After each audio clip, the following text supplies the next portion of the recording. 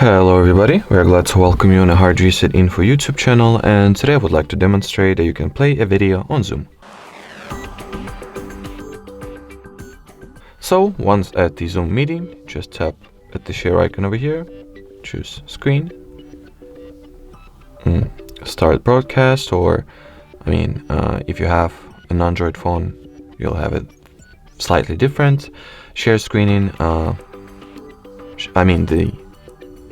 setup of screen share procedure, we have a separate video on it, so check it out if you want to. I will not dive deeper into this, into the screen sharing at this particular time.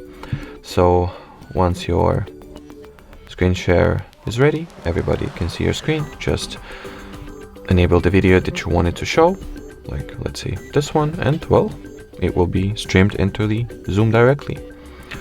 Once you're ready to stop sharing the video, just stop the screen share at Zoom, which you can do either from here and go for the stop broadcasting option, or I would assume you can also do it from Zoom directly. So open up the Zoom meeting page, tap on the stop share icon. Alrighty, so that will be it. Thanks for watching, and bye bye.